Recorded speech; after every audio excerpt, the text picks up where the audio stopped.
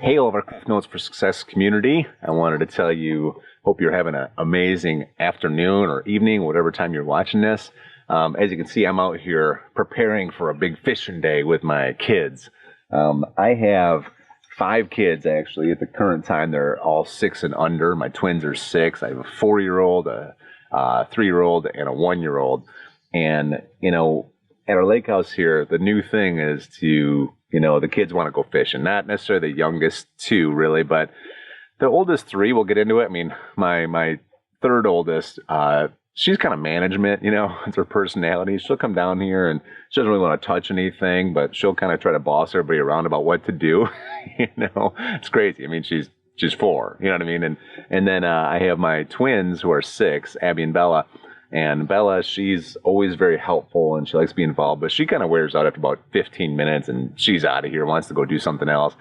But my other twin, Abby, this gal, I'm telling you, she will fish until we fall over. She'll fish through the night, in the morning. It doesn't matter. She loves it. And she was asking me, she said, Daddy, we're going to go fishing today, right? I'm like, yeah, we're going to go fishing, honey.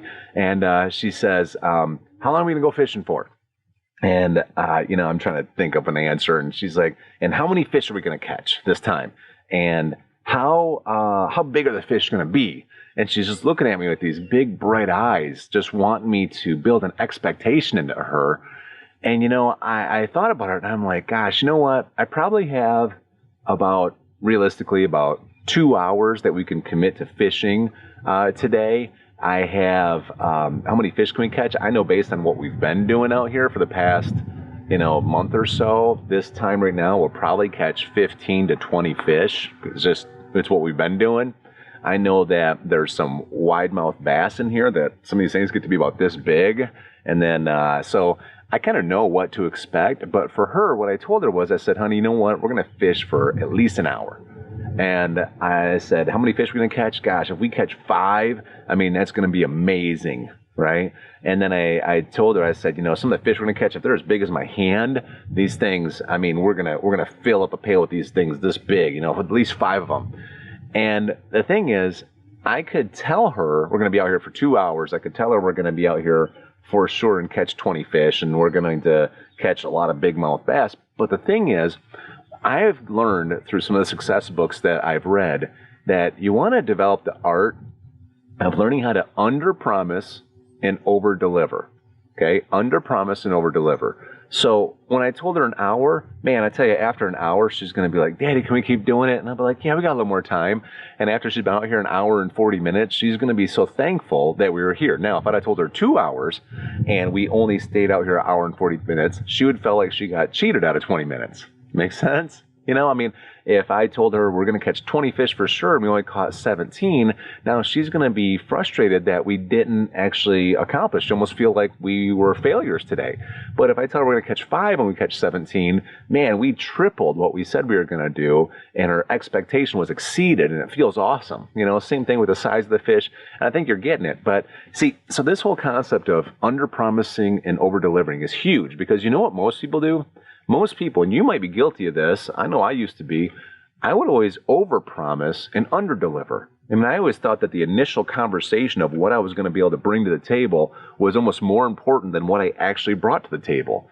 I don't know what you do. I don't know if you're in sales or if you're a project manager or, if you have different objectives and goals and quotas for the year. I don't know. I don't know if you have people counting on you that say, hey, listen, I need to know what to expect from your production this month. And maybe it's a certain amount of sales, or maybe it's a certain amount of work being done within a time frame. And I'll tell you, if you'll learn the art of under-promising and over-delivering, it will create so much value for yourself in other people's worlds. It's not even funny, and just think about it. If you needed to make 10 sales this month, and that's your boss's expectation, and he would be really happy if you hit 10 sales, okay? And you tell him, yep, you know what, you can count on that. But you're going to work hard to hit 20. See, if you show up and you've actually hit 15, he's going to be so excited because you didn't promise him 20 and then only show up with 15. Because if you'd have promised him 20, he might actually budget the rest of his schedule and the rest of his master plan on the project around that you were going to bring 20. You show up with 15, you just messed him up, even though you brought more to the table than he originally wanted you to, because you overpromised, but you underdelivered. See, if you just say, yes, I'll for sure hit that 10, and then you show up 15, see, now you've underpromised and overdelivered, and now you actually have helped his overall objective versus hurt it, if that makes sense. And it could be something as simple as going out to eat with a spouse. You say, hey, honey, I want to take you out for a great date this Friday. We're going to go to a really nice place. And, she asks, or he asks, what kind of place? And, what is it? Is it going to be like a local small restaurant? Or, no, you know what? We're going to go to like maybe a Red Lobster or a Outback Steakhouse or something about that level of quality.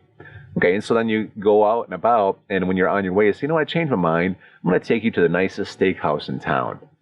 And it's another level of expense and of environment and atmosphere and quality of food.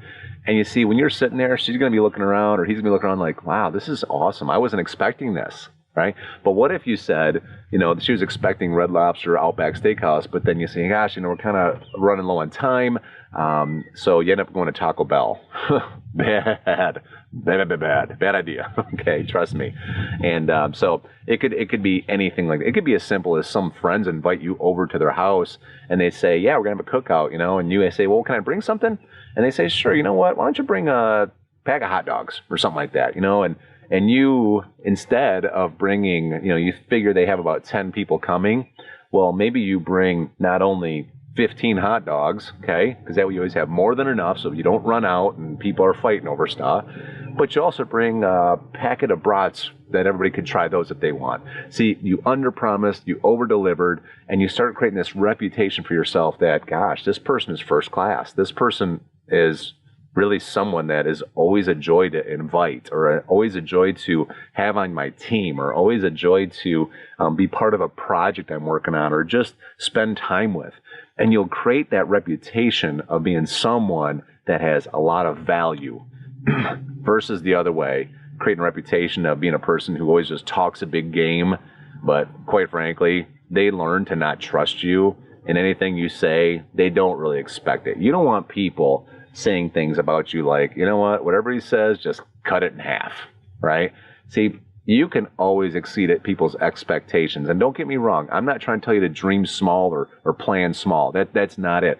I'm just trying to teach you a mentality about when someone is relying on you for anything, make sure that you go above and beyond whatever it is that they expect out of you. And you'll get this reputation of always under-promising, over-delivering, and you will find promotion in any area of life just waiting for you to take whenever you want it. So I got to get back to getting ready for our big fishing day here. I'm expecting huge things, and I'm expecting to for sure over-deliver to everything that I told my daughter, Abby. Okay, so have an awesome day, you guys.